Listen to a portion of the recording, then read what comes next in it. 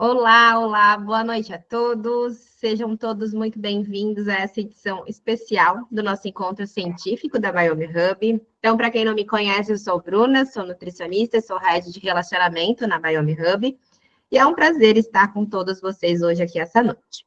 Esse encontro tem o objetivo de fortalecer a comunidade e o conhecimento dos profissionais da saúde e trazer um pouco dos temas relevantes que a gente tem na nossa prática dentro do laboratório e essa troca com todos os prescritores da Biome Hub.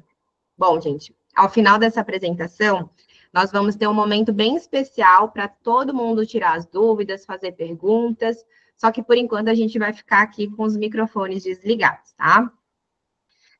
Hoje temos o prazer de receber o nosso grande professor Murilo Pereira, um dos principais nomes do país quando falamos em microbiota e saúde integrativa. Então, o professor Murilo Pereira vem fazendo vários encontros com a gente, e essa edição é muito especial. Ele vai abordar um tema extremamente relevante, onde os profissionais da saúde, vocês todos que vão estar assistindo, vão poder entender um pouquinho mais da relação, um pouquinho não, muito mais da relação microbiota e menopausa. A gente vai se aprofundar um pouquinho, a gente vai se aprofundar e ter esse olhar mais estratégico de forma clínica, nesse período, né, de transição hormonal. Bom, gente, muito obrigada pela presença de todos, e agora eu passo a palavra para o nosso professor querido Murilo Pereira. Olá, olá, olá, boa noite a todos, boa noite, Bruninha. Ô, Bru, olha só, eu quero que tu dê uma atençãozinha para Gal aí, porque a galera dos grupos está perguntando onde que recebe o link, e eu não sei se eles já receberam o link para estar aqui ou não e tal. Então, eu vou mandar. Enlouquecidos nos grupos aqui. Aí, qualquer coisa, a Gal já manda o link lá, tá? Já vou mandar aqui, então. Pode deixar. Valeu. Então, tá. Então, vamos lá. Boa noite a todos, sejam muito bem-vindos. Eu sou o professor Murilo Pereira. Um agradecimento especial aqui à Biome Hub por ter um olhar neste país sobre a ciência relacionada à interpretação do microbioma. Acho que nós estamos diante de uma das empresas que tem a maior seriedade, tanto com os métodos de análise do microbioma, com a forma de apresentar o resultado, e o que mais me encanta é o comprometimento com o prescritor quando ele precisa analisar os dados gerados nos laudos dos exames de microbioma. Então, não é só uma empresa de análise de bioma, é uma empresa que tem o comprometimento com os resultados apresentados, com as condutas que podem ser tomadas. Realmente é quem pega pela mão o prescritor e leva para um outro patamar de interpretação da saúde a partir do olhar deste microbioma. A minha abordagem aqui hoje é uma abordagem sobre a conexão intestino-cérebro em um momento tão especial, que é o momento de transição e de grande oscilação hormonal, com diversos desfechos clínicos de comprometimento de saúde e principalmente de estado, não só emocional, mas hormonal e metabólico, que é essa transição na mulher, da fase de perimenopausa, menopausa, uma fase que várias complicações, elas brotam do nada. Então, poderíamos dizer hoje que é uma abordagem sobre saúde feminina, microbioma, comportamento, conexão intestino-cérebro e um olhar específico sobre o microbioma. Se você tivesse que anotar algumas palavras-chave, nós poderíamos anotar aqui como palavras-chave relacionadas à modulação de citocinas inflamatórias através de equilíbrio do microbioma. Poderíamos falar de análise de micro-organismos que expressam enzimas como histidina descarboxilase ou até mesmo beta-glucuronidase. Então, são enzimas expressas por micro-organismos, ou ainda micro-organismos que expressam a indoleamina 2,3-dioxigenase, que é a IDO. Então, o metabolismo microbiano de aminoácidos, os tipos de micro-organismos que convivem conosco, tudo isso influencia. Então, depois desse meu agradecimento especial em ter todos aqui na sala, vou dar início com uma imagem que eu tenho aqui, que é uma imagem de 2016. E por que eu começo com essa imagem de 2016? Porque esse foi o ano em que eu tive o privilégio de participar de um simpósio na Faculdade de Medicina de Harvard, lá em Boston.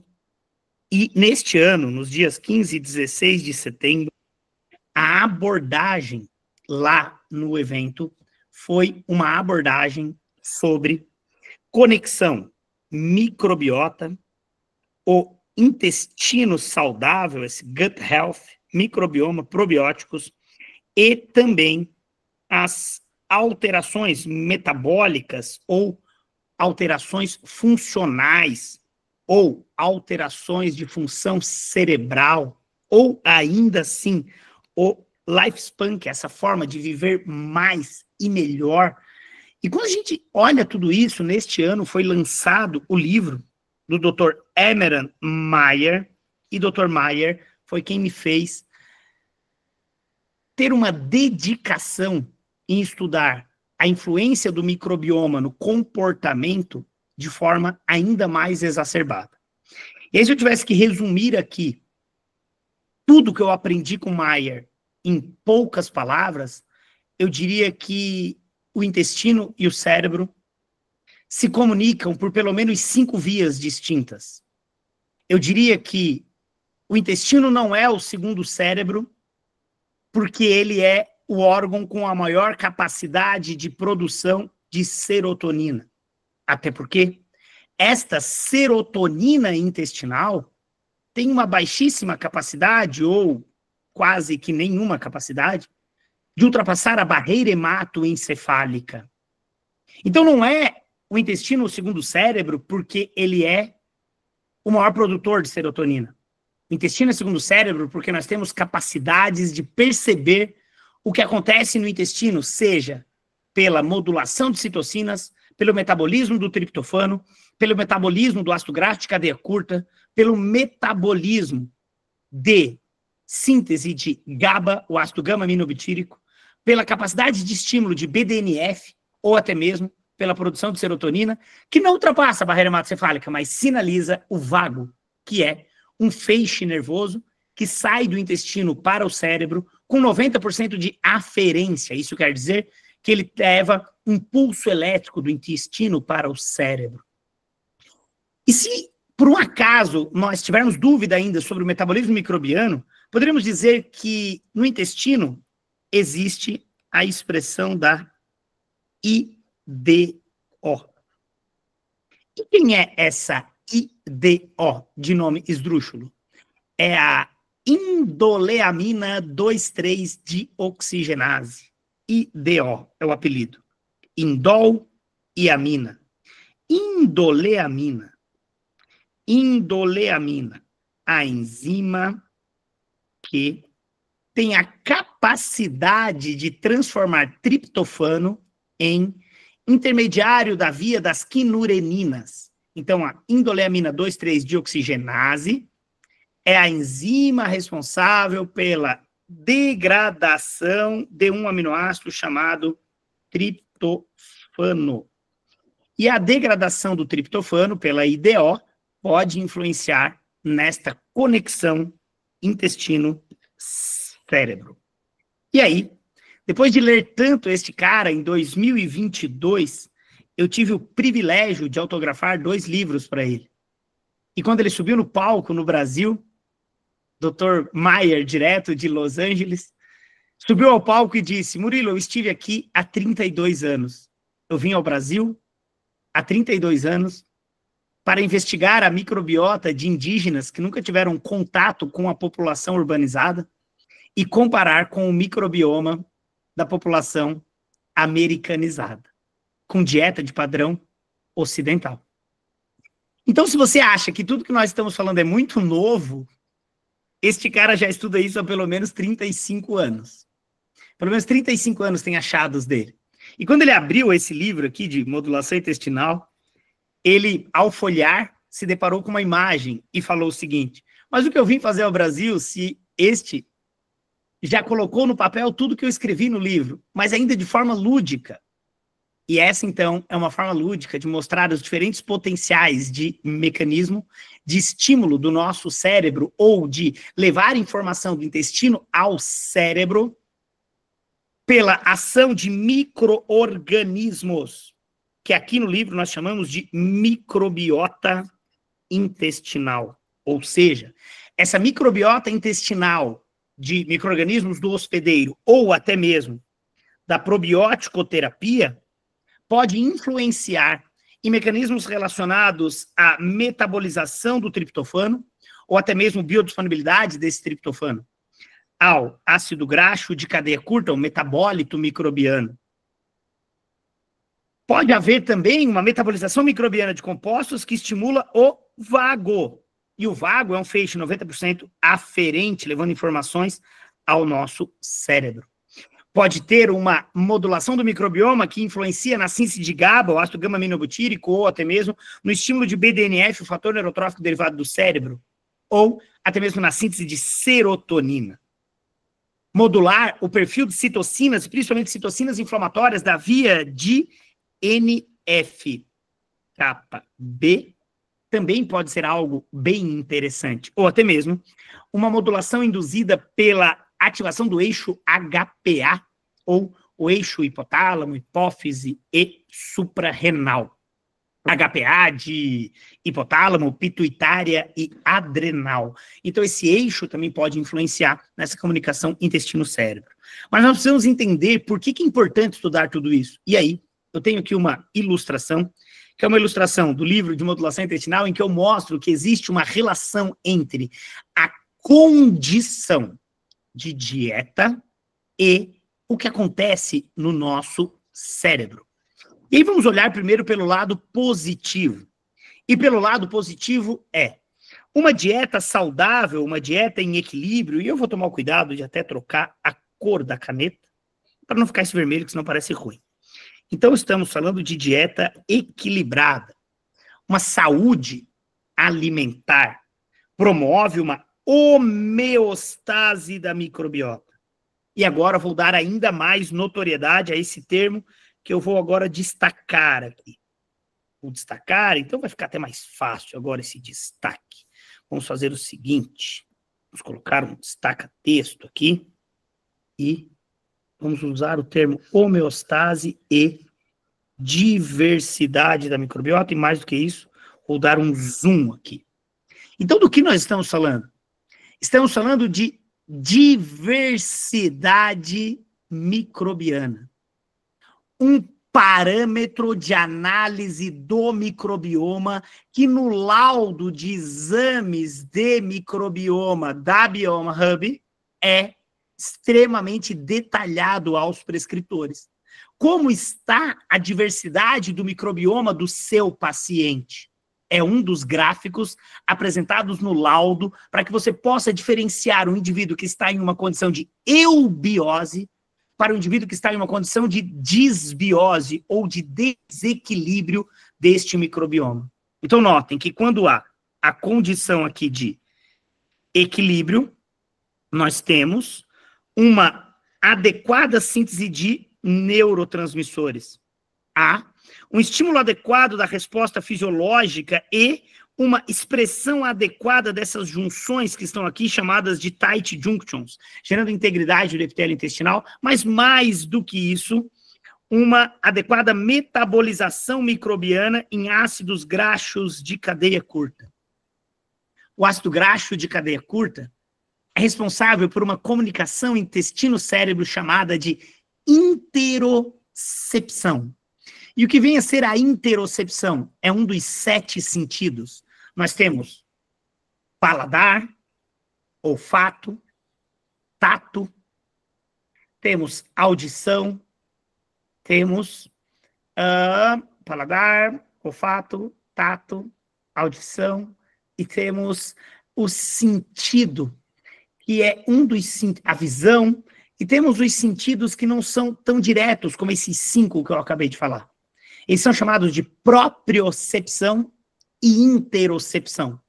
Então, dos 2 novos sentidos, a propriocepção é aquela capacidade de você fechar os olhos agora, fechar os ouvidos, não sentir gosto de nada, não sentir cheiro, tampouco alguém estar encostando em você, mas o fato de você estar sentado em uma cadeira, tirando os pés do chão, você tem certeza que não está com os pés no chão. Isso é chamado de propriocepção.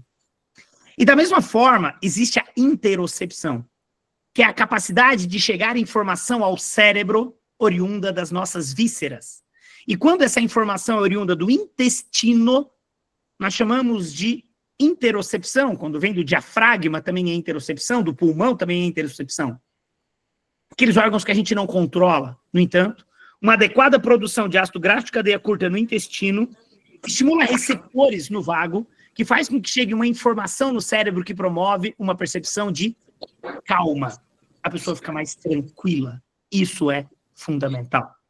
Além disso, modular o perfil de citocinas inflamatórias com critério de eubiose é fundamental, ou com uma adequada diversidade da microbiota. E quando a gente tem uma adequada diversidade da microbiota, nós não temos essa condição que está agora em destaque. E por isso, trocarei para a cor vermelha. Trocarei pela cor vermelha porque estará aqui agora em destaque uma condição de desequilíbrio que é antagônica ou contrária à condição de eubiose, que nós chamamos de disbiose microbiana. E essa disbiose microbiana, oriunda de um padrão dietético, normalmente de dieta ocidental, gera um desequilíbrio da microbiota intestinal e logo diminui um parâmetro passível de ser mensurado, chamado de índice da diversidade na microbiota. E como muda essa diversidade, aumenta a probabilidade de exposição de toxinas de membrana das bactérias potencialmente patogênicas, liberando um ativo ou uma molécula chamada lipopolissacarídeo, que tem afinidade por receptores do tipo TOL, em específico Toll-like receptor 4 ou Toll-like receptor 4, que faz com que ocorra uma modulação de citocinas para o parâmetro inflamatório. Essa endotoxemia aos parâmetros liberados por micro-organismos, como lipopolissacarídeo, faz com que ocorra uma vulnerabilidade devido à ruptura das tight junctions, porque tem menos fatores que geram imunidade de mucosa, gera, então, neuroinflamação, e essa neuroinflamação aumenta a probabilidade de ansiedade, depressão e alterações comportamentais. Bom, então, de onde vem a condição de inflamação crônica? Ela pode vir de um uso indiscriminado de alimentos ultraprocessados. E essa é uma publicação, uma meta-análise do Jornal Britânico de Medicina, que em 2024 eles, através de estudos epidemiológicos, avaliam o quanto há de critério de credibilidade para correlacionar o consumo de alimentos ultraprocessados com ansiedade e depressão. E notem, então, que há um índice de credibilidade, de convencimento, que há uma relação íntima entre ultraprocessados e ansiedade. Bom, Murilo, mas o que isso tudo teria a ver com saúde feminina? Pois bem, cuidado com a monotonia alimentar. Pessoas que têm monotonia alimentar, principalmente em que todos os dias ingerem, independente de qualquer coisa, trigo, podem ter um estímulo de Toll-like receptors, como o Toll-like receptor 4, pode ter também uma maior produção de gases, diarreia ou até mesmo inibir o reparo das células epiteliais intestinais. E essa inibição de reparo das células epiteliais intestinais acaba combinando com leaky gut syndrome ou com permeabilidade intestinal. Isso tudo independente do glúten. Independente do glúten. Bom, e cuidado que com essa monotonia alimentar em saúde feminina poderíamos ter um grande problema, principalmente mulheres com alta capacidade de desenvolver manifestações estrogênicas. Mulheres com hiperestrogenismo, com lipedema, com endometriose, com alterações relacionadas à fertilidade, com síndrome de ovário policístico, talvez teríamos que nos preocupar ainda mais. E aqui um destaque aos ultraprocessados, mas em específico a uma pré-mistura de pão francês, aquilo que as pessoas comem todos os dias, independente de qualquer coisa. E nele há um conservante chamado polissorbato 80, que é um dos causadores da ruptura de tight junction, e um outro composto aqui chamado azodicarbonamida. E essa azodicarbonamida, um agente expansor de moléculas que são formadas com polímeros de carbono. E aí, então, quando há uma presença de azodicarbonamida, este composto pode ter um potencial xenoestrogênico, e isso está descrito. Quando a gente pesquisa sobre a palavra azodicarbonamida, a primeira coisa que vem é um sinal de perigo, e depois do sinal de perigo vem que quanto a alimento está proibido, não é autorizado nem na União Europeia, tampouco na Austrália. Então estamos falando de algo que, quando consumido de forma monótona e crônica, pode ser um dos grandes problemas, e quando eu coloco isso em um site de pesquisa, PubMed, vem um artigo dizendo que ele é um potencial xenoestrogênico, um aditivo alimentar, a azodicarbonamida, que é um grande perigo, principalmente em mulheres que têm uma vulnerabilidade ao câncer de mama estrógeno dependente. E de onde vem isso? De aditivos alimentares em alimentos ultraprocessados. E por que eu estou dando destaque para isso? E aqui na imagem tem uma cocosita, uma pelúcia de cocô menina, porque isso é um dos grandes problemas quando pensamos em estroboloma. E o que vem a ser o estroboloma é uma alta capacidade de micro-organismos expressarem uma enzima chamada de beta-glucuronidase. E a beta-glucuronidase é a enzima responsável pela desconjugação estrogênica. E quando há a desconjugação estrogênica, há uma retroativação estrogênica, porque esse estrógeno deveria ser eliminado conjugado pela via hepatobiliar e, portanto, fecal. E ele eliminado conjugado não retroativaria e não geraria hiperestrogenismo. E aí, então, será que um dos grandes problemas do microbioma é uma alta capacidade de expressão de beta-glucuronidase? Você que está na aula agora, para e presta atenção. Para a saúde feminina, muito em breve, neste país, teremos a capacidade de mensurar no microbioma alta ou baixa capacidade de expressão de beta-glucuronidase. Ou seja, poderemos, através de análise de microbioma, saber se no conteúdo intestinal das mulheres tem mais ou menos ativação do estroboloma, ou seja, maior expressão microbiana de espécies que expressam a beta-glucuronidase. Então, salva esse nome, beta-glucuronidase, uma enzima responsável pela desconjugação estrogênica.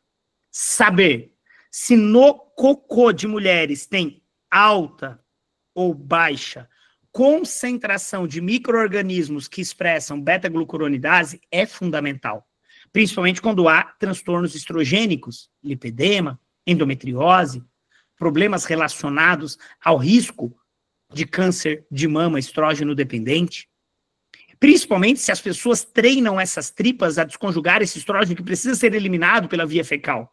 E um dos problemas pode ser o consumo de um outro like estrógeno chamado zearalenona, uma micotoxina produzida por fusário que está presente no hábito alimentar. E essas micotoxinas, além de gerar hiperestrogenismo, podem gerar dano às tight junctions. Então precisamos mudar, ressignificar estilo de vida e padrão alimentar. E aqui só uma publicação mostrando que, sim, a zearalenona é uma das responsáveis por hiperestrogenismo em humanos. Meu Deus, Murilo, será que tem mais evidência sobre isso? Tem, esse é um artigo de um grupo de pesquisadores que avaliaram o perfil urinário de um metabólito da zearalenona, eles avaliaram zearalenol e zearalanol e viram que é muito mais recorrente em mulheres com câncer de mama do que nas que não apresentam. Então, como spoiler futuro, o exame de microbioma amplificado da Bioma Hub, muito em breve, permitirá a você que está aqui nessa aula saber se há alta ou baixa probabilidade de expressão da beta-glucuronidase, se tem alto ou baixo risco de estroboloma.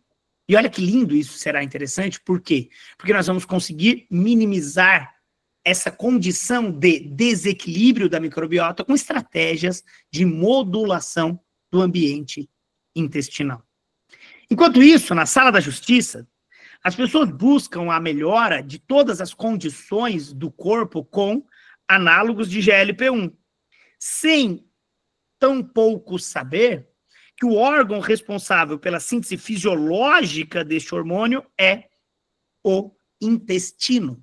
Então, condições de desequilíbrio do intestino podem influenciar na síntese de GLP-1, glucagon-like peptídeo, mas também pode influenciar em transtornos comportamentais. E sobre transtornos comportamentais, é assim que eu me sinto. Como se eu estivesse olhando para o cérebro, como este homem está olhando para esse cérebro aqui, e ao observar, é como se fosse um mergulhador no fundo do oceano.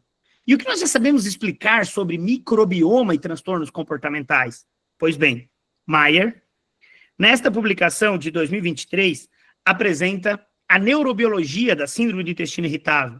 E ao apresentar isso, eles mostram fatores ambientais desse espossoma, como dieta, ambiente de uso de antibióticos, tudo isso pode influenciar neste microbioma, e existe uma conexão íntima com o cérebro, chamada por ele de eixo bidirecional, essa conexão bidirecional pelo cérebro, mas que é influenciada pelas citocinas em ampliação. Aqui, essa região que está ampliada aqui, fica mais fácil de entender essa ampliação, e essa ampliação que oriunda de uma condição deste ambiente do lúmen intestinal, que pode influenciar na síntese de serotonina, pode influenciar na indução da síntese de citocinas, relembrando, então, pode ser pela via das citocinas, pela via do triptofano, pela via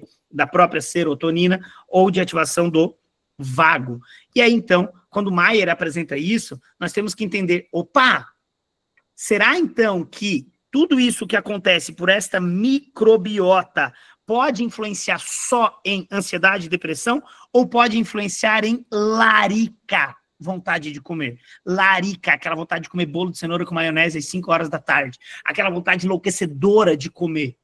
Então, será que este microbioma em equilíbrio ou desequilíbrio também influencia em saciedade, que é algo modulado lá no núcleo solitário, uma atuação de uma região desse núcleo arqueado encefálico? Então, nós temos a serotonina no núcleo solitário e temos a ativação ou a atuação de incretinas intestinais como GLP1, e aí eu faço aqui a comunicação dizendo que o GLP1 no cérebro tem um papel de redução de apetite, por atuar numa região chamada de núcleo arqueado encefálico. E esse GLP1 pode ser influenciado por microbiota.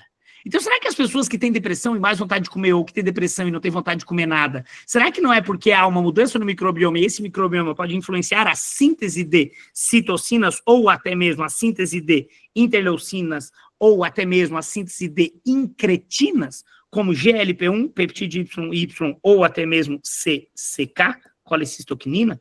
E aí, então, vamos a uma publicação de 2025. De nada mais, nada menos que Alessio Fasano, o diretor do Hospital de Gastroenterologia Pediátrica da Faculdade de Medicina de Harvard. Este que tenho o privilégio de dizer que é um grande amigo, que já esteve no Brasil pelo menos 3 vezes em cursos de modulação intestinal e da pós-graduação de nutrição em gastroenterologia, que é autor único desta publicação. E aqui nós temos uma explicação sobre fisiologia da fome. E em nada mais, nada menos do que uma publicação do New England Journal of Medicine, o jornal de medicina com maior fator de impacto em 2024. Então estamos falando de algo muito relevante. E Fasano, ao explicar a fisiologia da fome, mostra uma comunicação com o cérebro através da microbiota, ou seja, entender sobre a fisiologia da fome fisiológica e das incretinas é fundamental. Que o trato gastrointestinal produz GLP-1, peptídeo YY e CCK, não há dúvidas. Que existe uma fome, uma vontade de comer, uma alteração nessa vontade de comer por ultraprocessados, também não há dúvida, mas existe ela derivada da microbiota, ou seja, este microbioma em eubiose ou em disbiose, ou através dos métodos de análise do microbioma pela Bioma Hub, ao determinar uma diversidade baixa ou uma alta diversidade, uma proporção de proteobactérias elevada, ou até mesmo espécies microbianas relacionadas a condições de desequilíbrio metabólico, como resistência à insulina, diabetes, ou até mesmo doenças inflamatórias intestinais, ou com micro-organismos relevantes, benéficos, que não são encontrados naquela amostra, você pode dizer que há um desequilíbrio até mesmo na saciedade. E pasmem, os achados apresentados nesta publicação do New England, agora em 2025, por Fasano, são de estudos em humanos. Porque muitas pessoas questionam, mas estudo é muito novo, ainda tem estudos só em animais. Não, não, humanos. E uma outra relação entre cérebro, ansiedade, depressão, microbioma é de um artigo publicado por um grande amigo, Dr. Pedro Bastos, que publicou em 2025, agora em maio de 2025, no dia 29 de maio, esta publicação relacionando atividade física, relacionando a ligação entre inflamação e depressão. Qual é o papel do exercício físico para o equilíbrio da condição inflamatória, neuroinflamação? E aí, gente, eu tenho aqui para todos que estão assistindo essa aula um presente que não foi oferecido por mim, ele é oferecido pela pós-graduação de nutrição em gastroenterologia, pela modulação intestinal, curso de capacitação profissionalizante, porque o Pedro Bastos é professor da pós-graduação, e quando ele me mandou o paper, ele perguntou, amigão, como estão as coisas no Brasil? Eu falei, Pedrão, estamos vivendo uma fase difícil. Ele falou, como eu posso te ajudar, eu, amigão? Fazendo o que você mais sabe. Ele falou, claro, eu faço uma aula para você, e essa aula está hospedada lá no YouTube, gratuita e aberta, para que você possa entender da voz do próprio autor quais são os achados mais interessantes desta publicação. Mas deixo em destaque aqui a IDO, a indoleamina 2,3-deoxigenase, a enzima que, quando a condição de disbiose está estabelecida, é expressa em maior quantidade. E quando ela é expressa em maior quantidade, tem uma degradação do triptofano para os intermediários da síntese da quinurenina, que gera excitotoxicidade e diminui a biossíntese fisiológica de serotonina. Isso está relacionado com um hábito alimentar equivocado, com um estilo de vida equivocado, com doenças inflamatórias ou até mesmo com o aumento dessa inflamação de baixo grau, que pode gerar neuroinflamação. E essas citocinas pró-inflamatórias não são tão pouco desejadas. Além disso, ele explica sobre exercinas. Quem são elas? São as miocinas, as citocinas liberadas do músculo em exercício, que vão estimular o BDNF, o fator neurotrófico derivado do cérebro, além disso, geram plasticidade neural, mas esse conjunto de fatores com alimentação adequada, exercício físico, um sono de qualidade, exposição solar, faz com que nós tenhamos uma mudança na microbiota intestinal e, por sua vez, uma menor expressão da indoleamina 2,3-deoxigenase e, portanto, uma menor transformação do triptofano em quinureninas e, com isso, uma maior biossíntese fisiológica da serotonina e, por isso, menos neuroinflamação. E olha que lindo tudo isso. Será que o paciente cursa só com isso? Resposta: não. O paciente pode ter inúmeras alterações funcionais intestinais. E das inúmeras interações funcionais intestinais, há várias delas que são de cunho microbiológico. E é por isso, então, tão importante analisar microbioma. E pode ter certeza que das alterações de disfunção intestinal, a que mais incomoda hoje, sem nenhuma dúvida, é o efeito Baiacu, que é aquele efeito de distensão abdominal ao entardecer. E aí, sobre isso, eu tenho também um outro presente a vocês, que é mais uma das aulas abertas que estão lá no Instagram. Essa é uma aula aberta que está lá no Instagram, e ela tem um único propósito: que as pessoas conheçam e saibam quem é Murilo Pereira, como são as aulas de Murilo Pereira, porque é uma atualização de um posicionamento da Associação Brasileira de Alergia e Imunologia e da Sociedade Brasileira de Pediatria. E nela, os autores trazem a disbiose, a alteração na microbiota, sendo um dos fatores que está envolvido nessas condições de desenvolvimento de alergia alimentar ou de sensibilidades alimentares, que pode estar envolvida também na permeabilidade intestinal, e foi sobre isso o nosso segundo slide na aula de hoje, sobre a permeabilidade intestinal, a endotoxemia, devido à baixa diversidade da microbiota, que é passível de ser mensurada com exames de microbioma. E o que é mais interessante é que hoje os exames de microbioma são tão específicos, tão assertivos, que você já tem como fazer o painel de interpretação para saber se há no intestino uma alta capacidade de expressão da enzima que produz esse ativo chamado histamina. E de onde vem a histamina?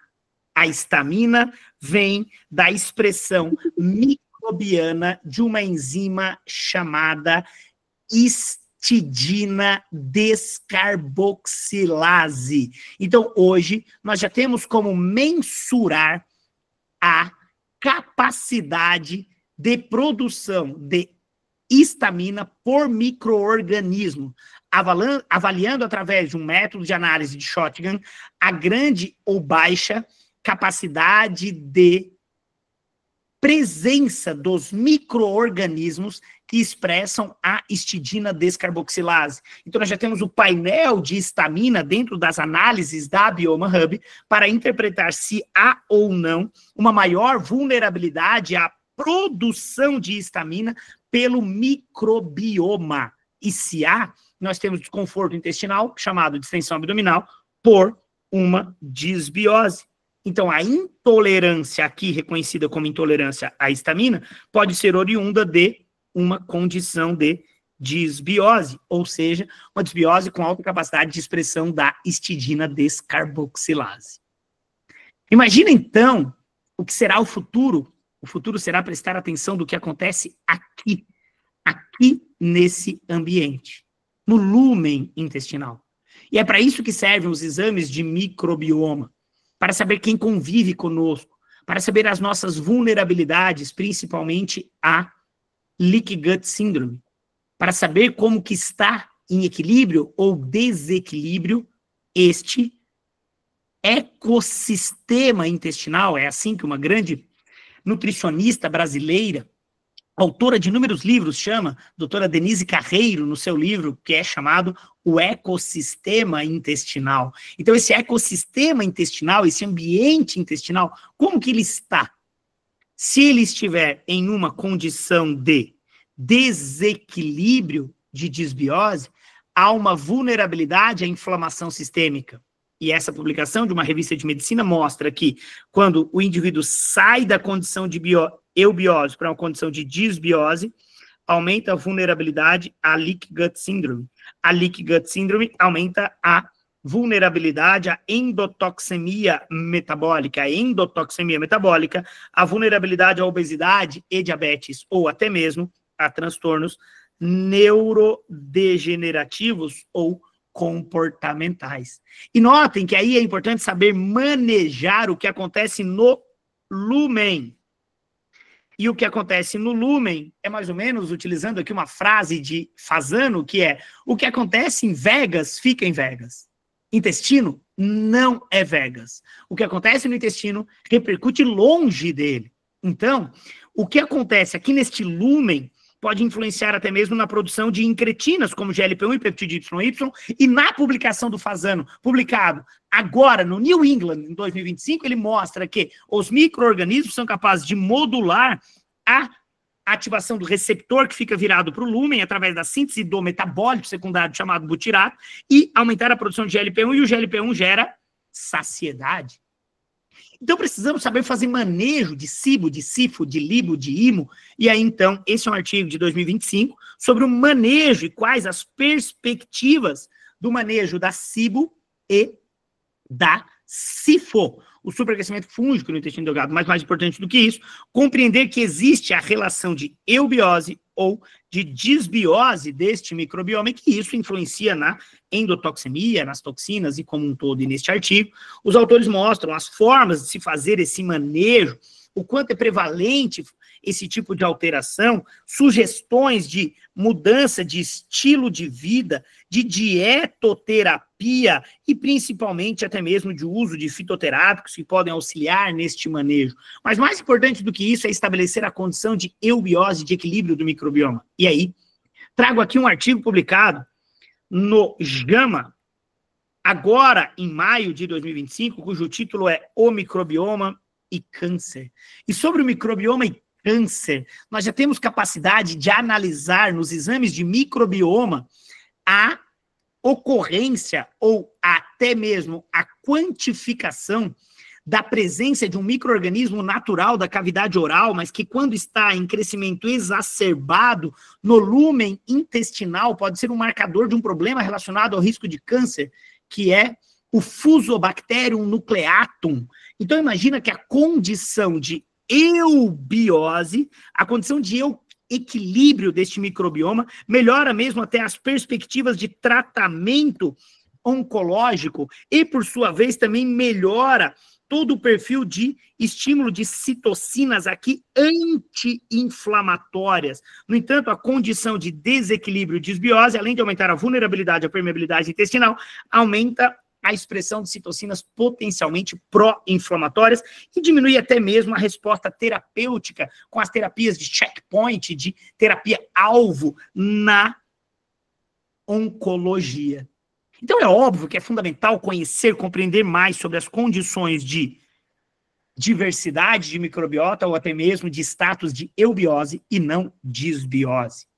Além disso, nós temos um outro artigo aqui muito interessante, que é um artigo publicado agora em julho de 2025, na Immunology, que mostra que é possível treinar esse nosso sistema de defesa, imunidade inata, e ter perspectivas reduzindo ou minimizando inflamação crônica ou até mesmo o câncer. E aqui eles dão destaque ao efeito da beta-glucana de leveduras que auxilia nesse mecanismo de treinamento da imunidade inata. Mas talvez mais importante do que tudo isso seja compreender que essa condição, em destaque agora, de disbiose, gera setas para vários órgãos. O título desta publicação é A Interconexão entre os Órgãos, a conversa cruzada destes órgãos no processo de progressão do diabetes mellitus tipo 2. Então, quando há um conjunto de desequilíbrio deste microbioma, reduz a produção de GLP-1, isso pode ter influência, e aí a ideia hoje é falar no cérebro. E aí, então, altera a condição de apetite, gera inflamação hipotalâmica, reduz saciedade.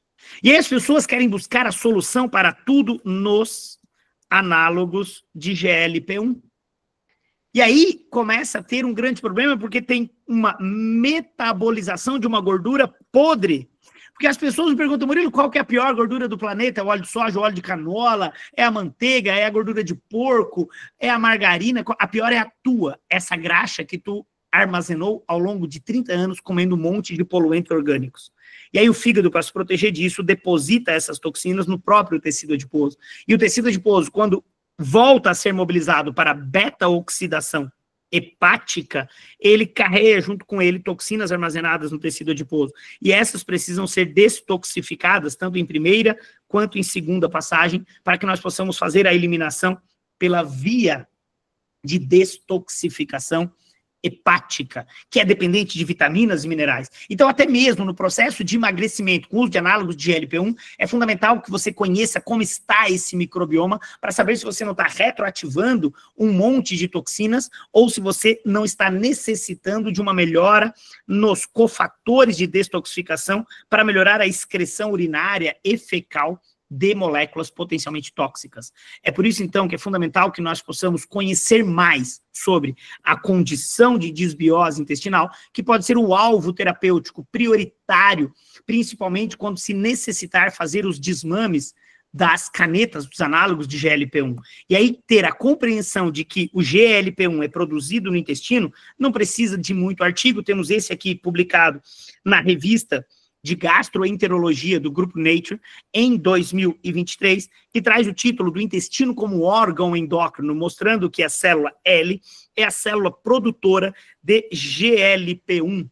E esse GLP-1 gera alterações funcionais intestinais, dentre eles, redução da motilidade intestinal. E, pasmem, nós já temos dados de estudos epidemiológicos que ainda não apresentam nexo de causa, mas lançam pelo menos um sinal de alerta sobre o uso indiscriminado de análogos de GLP-1. E é por isso que eu tenho um convite a todos vocês. Nós precisamos conhecer muito mais sobre o novo normal do uso de análogos de GLP-1.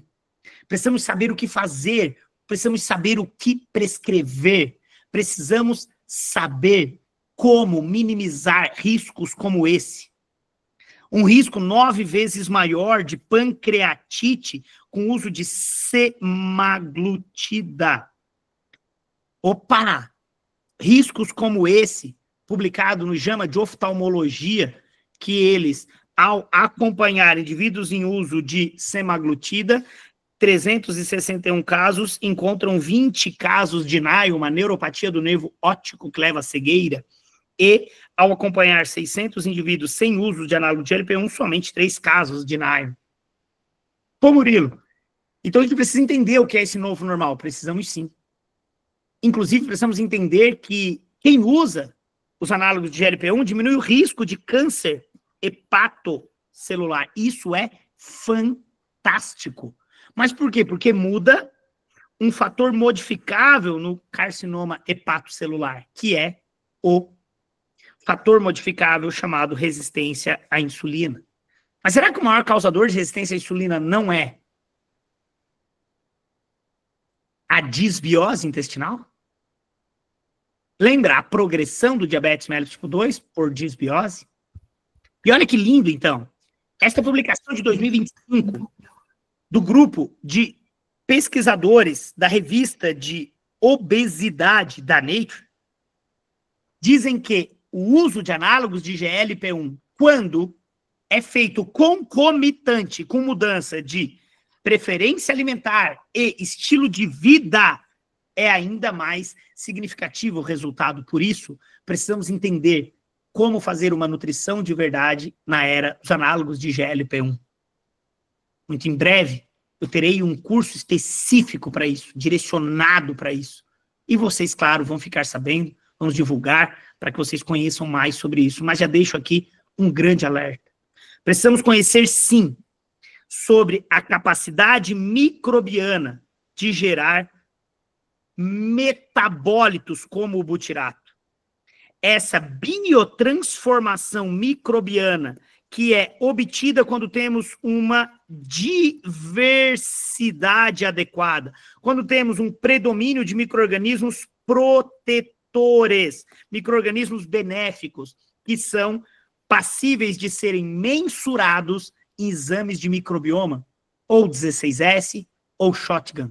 E quando a gente tem esse equilíbrio nessa diversidade da microbiota, nós temos aumento da expressão das tight junctions e, por isso, temos menos vulnerabilidade a transtornos relacionados à alteração da imunidade ou até mesmo metabólicos, como resistência à insulina e inflamação.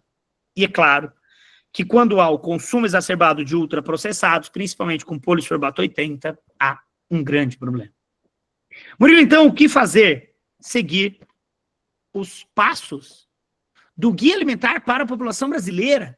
Porque no Guia Alimentar para a População Brasileira nós temos muito mais valorização para a comida de verdade.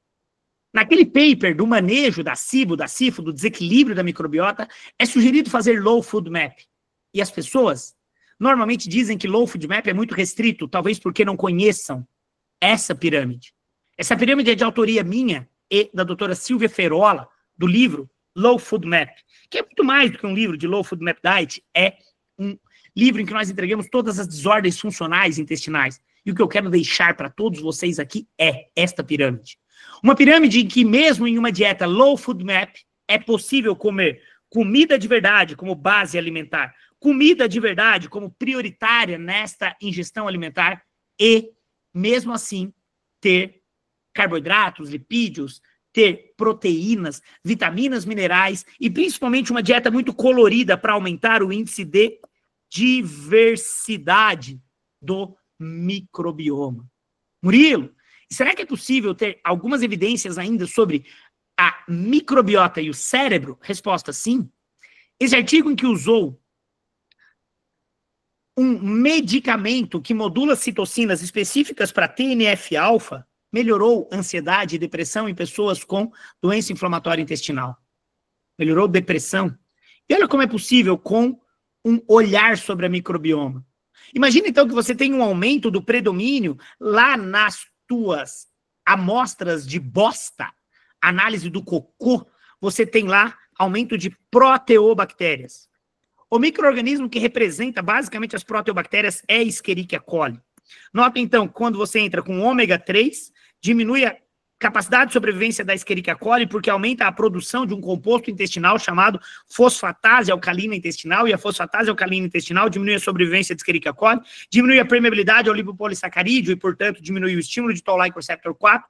Isso diminui a via de ativação do fator nuclear de transcrição, NF-κB, e logo diminui TNF-alfa. Opa! Mas esse não foi o desfecho que foi observado aqui? Que quando tem um antagônico de TNF-alfa melhora depressão? Resposta, sim, melhora a depressão. Opa, então será que o ômega 3 pode melhorar a depressão através de uma mudança do microbioma? Resposta, sim. Esta é uma meta-análise de estudos de ômega 3 em humanos, e o que eles viram? Que o consumo de 1 grama de EPA dia por até 12 semanas melhorou o efeito favorável, então, ao grupo ômega 3 para depressão. Murilo, como seria, então, uma possibilidade de prescrição? Assim, ó, um ômega 3 que tenha 330 miligramas de EPA, ingerindo 3 cápsulas por dia, você vai ter aí o equivalente a 1 grama de EPA dia, e isso durante o período de tempo de uso pode ser uma grande estratégia para melhorar, através de equilíbrio do microbioma, a condição de depressão. Cúrcuma também pode estar entre as suas possibilidades de prescrição para melhorar essa diversidade do microbioma e melhorar o metabolismo microbiano de síntese de butirato e até mesmo probiótico terapia. Esta meta-análise de estudos em humanos mostra que probióticos múltiplas cepas conferem benefícios para o microbioma e, portanto, para a depressão. Ao buscar dados lá desta meta-análise, vimos um artigo, uma meta-análise de 2016, que mostra até mesmo uma composição de múltiplas cepas probióticos para utilização em depressão. Mas não é só isso, poderíamos pensar em ativos como compostos para melhorar a imunidade intestinal, ômega 3, compostos fenólicos ou fibras alimentares para melhorar a produção de butirato, probióticos, pós-biótico, compostos para melhorar a motilidade, para melhorar a distensão abdominal ou até mesmo a Adidal. Várias estratégias podem ser utilizadas para melhorar o microbioma e, portanto, a condição comportamental. Muito obrigado. muito obrigado pelo tempo, muito obrigado pelo carinho, muito obrigado pela participação de todos. Estou extremamente feliz de ter essa quantidade de colegas aqui ao vivo mesmo, em um dia de semana, né? Um dia de branco aí, todo mundo aqui online, ao vivo. Muito obrigado. O que falar dessa aula, gente? A minha voz vai ficar até abafada depois desse conteúdo incrível, riquíssimo do Murilo. Quando a gente pede, né, uma aula para ele, a gente sabe que não é uma aula, ele entrega tudo e mais um pouco. Murilo, mais uma vez, né, meu Deus, sem palavras para agradecer esse conteúdo. Os últimos artigos aí publicados, ele tem sempre essas atualizações na mão, na ponta da língua, as melhores colocações da nutrição, então, perfeito. Muito, muito obrigada. Pessoal, agora vai estar aberto para as dúvidas, perguntas, então, podem levantar a mão, quem tiver dúvida, quem tiver pergunta, não só sobre esse conteúdo, mas que quiser realmente perguntar outros conteúdos para o Murilo, esse é o momento, essa é a oportunidade. Vamos lá, combinado não é caro, né? Que já que a Bruninha está abrindo para qualquer pergunta sobre o que eu falei hoje. Então, daqui a pouco vem estudo de caso, paciente, com dermatite, vem vó com diarreia. Eu não estou aqui disposto para responder estudo de caso. Estou aqui para responder sobre o conteúdo que eu falei.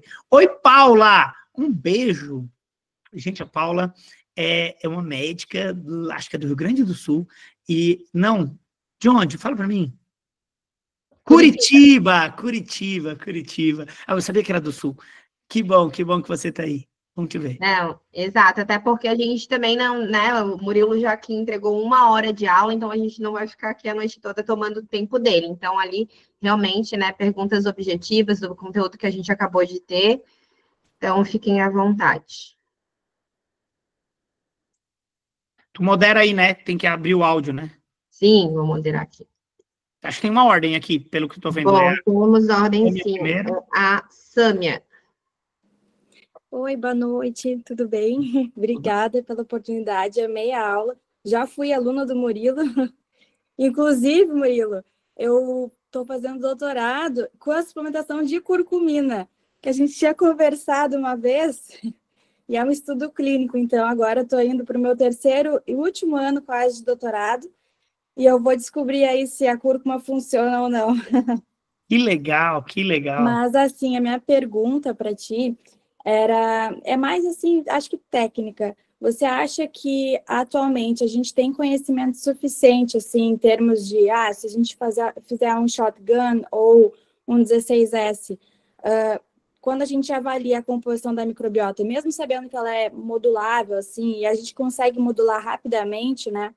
Você acha que a gente tem conhecimento suficiente para avaliar essa composição da microbiota?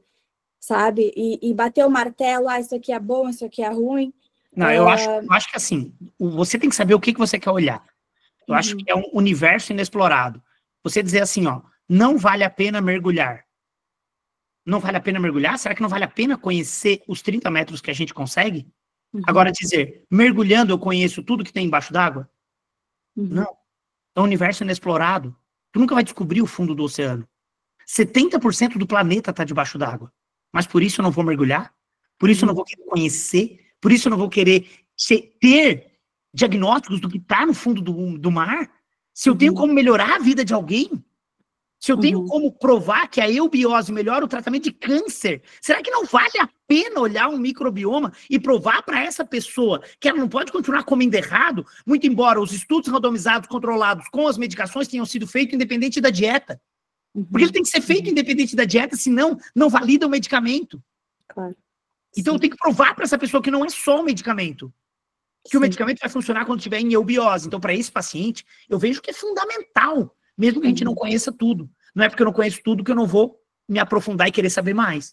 Perfeito. Seria negligenciar um mergulho. Sim. E outra questão, assim, você acha que pelos metabólitos, porque se você dosar os metabólitos é mais barato, né? Então, por exemplo, dosar, sei lá, ácido graxo, Tá falando em nível de pesquisa? triptofano, Ou em nível acho que até clínico, não sei se Na verdade, eu sou muito da área acadêmica, né? Então, é que eu não conheço dosagem clínica de ácidos graxos orgânicos, por exemplo. Uhum. No Brasil, pelo menos, não tem. Mas você acha que a tipo, seria metodologia de interessante, análise por em exemplo? estudos experimentais é muito mais fácil, né? Você tem que ter um PLC, um HPLC, e você quantifica lá, vê o tamanho da molécula e mete o pau. Só que assim, isso é pesquisa. Mas padronizar e validar um kit de análise em seres humanos, com a instabilidade dos metabólitos, praticamente, num país continental, é algo que vai ser complementar. É como encontrar as algas, como encontrar os crustáceos, os peixes, os mamíferos aquáticos, e em cima disso tudo, determinar se aquele ambiente marinho está melhor ou pior. Fazendo uma analogia de microbioma com o oceano, como eu comecei a te responder. Perfeito. Como tu perguntou o que eu acho, né? O que eu acho é isso. Sim, sim. Daí, nesse caso, também, o shotgun valeria muito mais a pena a gente avaliar do que um 16S, porque no shotgun você consegue a nível de espécie, né? Pela tua possibilidade de olhar melhor. É como se fosse um mergulho guiado com sonar e com toda uma capacidade de observar mesmo em um lugar muito escuro. Então, seria como mergulhar em uma cápsula que permite a você clarear aqueles ambientes lá em que não são perceptíveis porque não estão nos primeiros 30 metros. Porque às vezes eu fico pensando, por exemplo, se você avalia só o 16S, a nível de gênero, a nível de filo, se diminui ou aumenta, às vezes não nos diz muita coisa. Porque no mesmo filo vai ter gêneros bons e ruins, e no mesmo gênero vai ter espécies boas e ruins, né?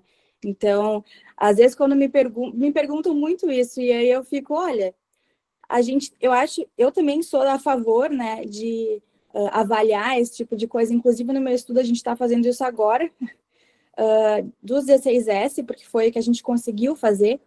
Mas eu acho que para pesquisa é melhor, porque tem mais bases para discussão. Tem muito mais base científica produzida de 2007 a 2025 com 16S do que com shotgun.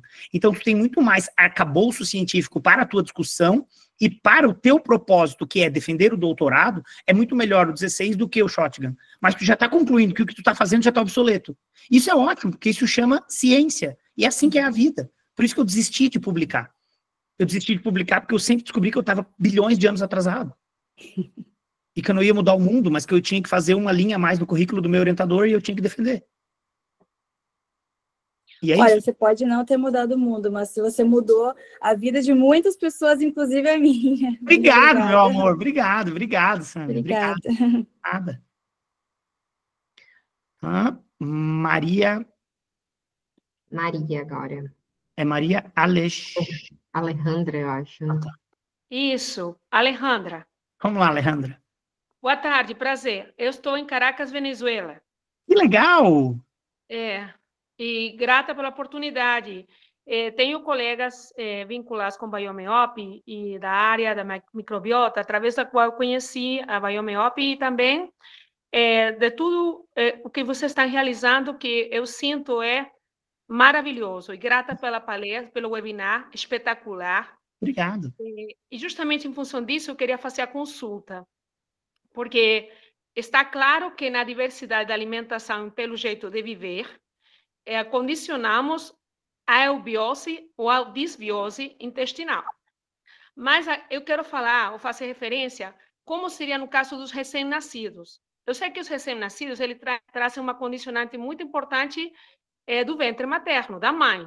Mas no caso já de um recém-nascido, por exemplo, normalmente, pelo que nós temos aprendido, a partir dos 6 meses, é que pode ser dado o alimento complementar ao leite materno. Mas eu soube de um caso recente de um recém-nascido que deram alimentação indicada por pediatra nutricionista a partir dos 5 meses. E a menina que já fez 6 meses está tendo ansiedade para dormir, não está dormindo tranquila. E, claro, aí que eu estava escutando você, eu refleti se isso que você está explicando aplicaria também para o recém-nascido ou se já isso tem um condicionante associado com a concepção do neném.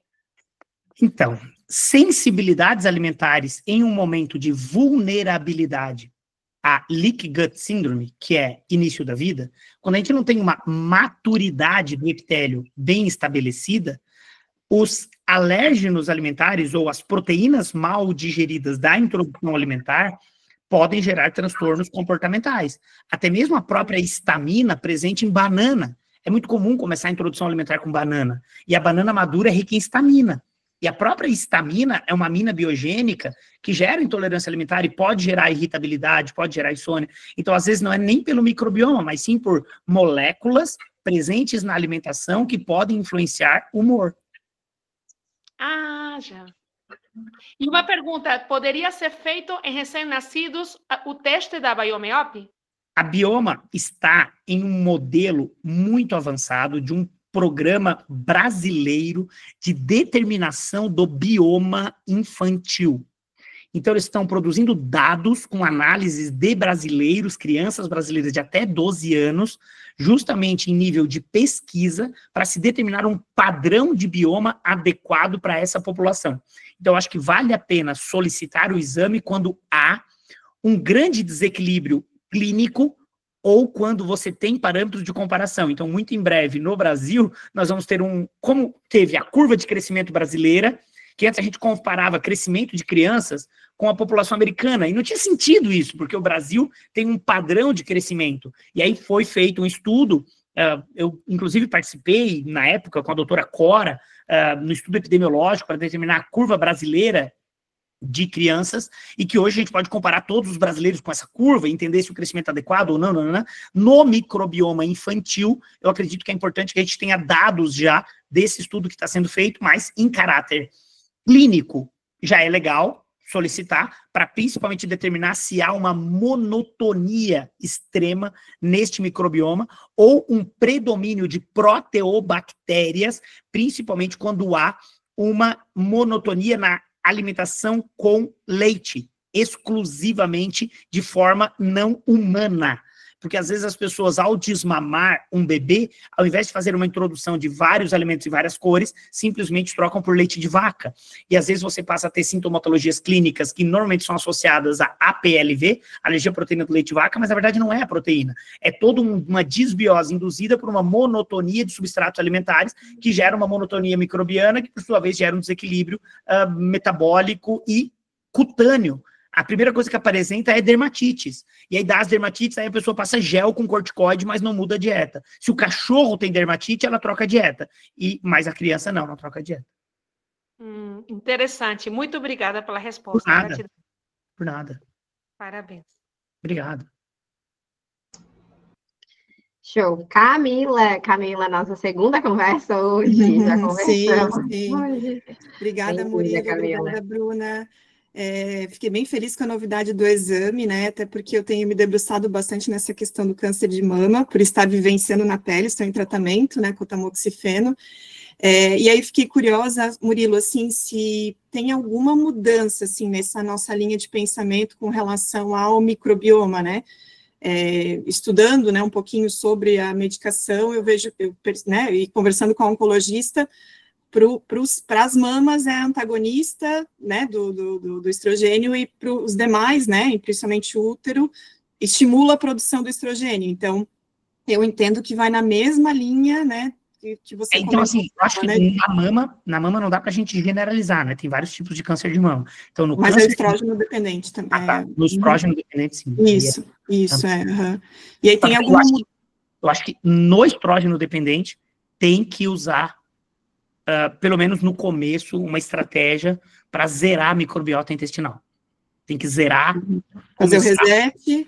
Fazer o reset das tripas, e aí depois monitorar a beta-glucuronidase ou as bactérias. Eu acho que para você vai fazer todo sentido. Então, assim que a mulher tiver essa possibilidade de avaliar esse resultado, tu tem que ser aluna piloto, assim, pelo fato de estar aqui, por estar envolvida, eu vou lutar para que você seja a primeira a fazer.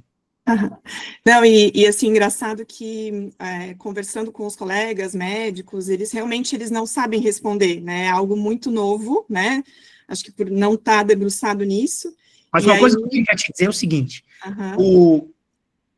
a zearalenona e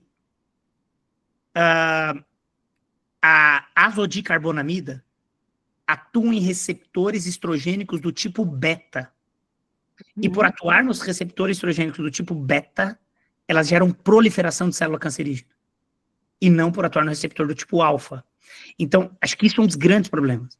Então, se tu tivesse que fazer uma intervenção alimentar na tua vida, não enfia na boca farinha.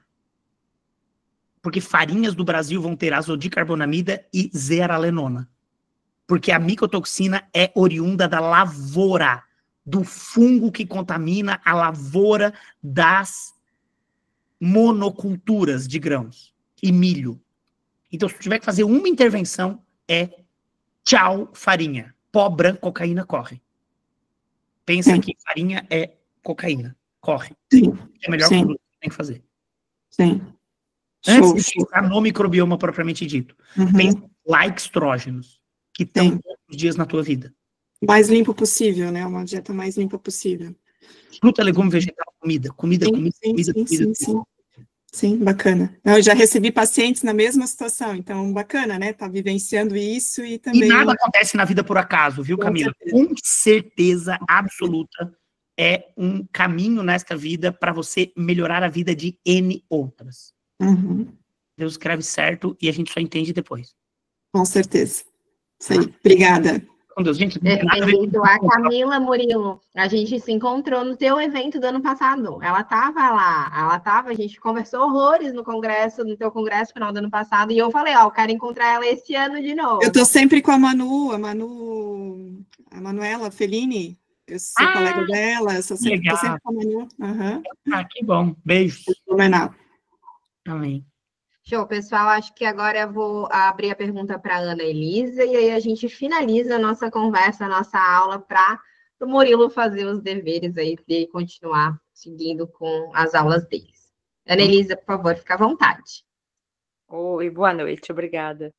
Obrigada, professor, por essa aula, muito bom sempre assistir. Fiquei curiosa sobre essa questão dessa pesquisa do microbioma e das crianças, se as crianças autistas estão contempladas nessa pesquisa. Não, primeiro uma determinação do bioma. O critério de inclusão na pesquisa é ser criança que não tenha comorbidades metabólicas, imunológicas, comportamentais. Então, está determinando primeiro um bioma do, entre aspas, saudável. Então, é do que não tem comorbidades. Então, o critério de inclusão é esse, para primeiro determinar o 0. E aí, provavelmente, depois vai se pegar um N de população que não precisa ser tão grande para mostrar se há uma diferença significativa com os parâmetros que foram determinados de equilíbrio nessa população estudada. Tá bom, obrigada. Nada. E a outra coisa, eu não peguei o nome... Eu não faço da pesquisa, não faço parte da pesquisa, tá? Mas é que como eu sou da pesquisa, fui da pesquisa há muitos anos, eu tô te falando os que são os parâmetros de desenho experimental. E eu não peguei o nome de um livro que foi citado no final, Ecologia... o Ecossistema Intestinal, de Denise Carreiro. É uma leitura que vale a pena. O Ecossistema Intestinal, Denise Carreiro. Anotei aqui. Obrigada. Nada. Perfeito. Inclusive, quem tiver crianças, né, sem comorbidades e que quiserem fazer parte do nosso projeto, ainda está vigente, então entre em contato com o nosso, pode ser Instagram, nosso central de atendimento, que a gente vai mandar o formulário, a gente envia o kit, faz a análise. E aí, até acredito que ano que vem a gente já tem uma grande novidade, que é realmente ter esse dado riquíssimo. E, sem dúvida alguma, autismo está aí à frente das crianças que a gente realmente quer conhecer, precisa conhecer o microbioma, né? Pessoal, eu só tenho uma última... quero compartilhar, na verdade, uma última novidade com vocês, que é o primeiro episódio do podcast da Biome Hub com a participação especial do professor Murilo, está prestes a ser lançados, então nos acompanhem, tá? A gente vai depois estar mandando, compartilhando o link para desse episódio nas nossas redes sociais, no grupo da comunidade da Biome Hub, então quem não faz parte da comunidade também, façam parte, que a gente está sempre mandando conteúdo, trocando conhecimento com todos os nossos prescritores. Então, Murilo, mais uma vez, muitíssimo obrigado pelo seu momento com a gente, e até... uma ótima noite a todos e até o próximo encontro científico. Beijo.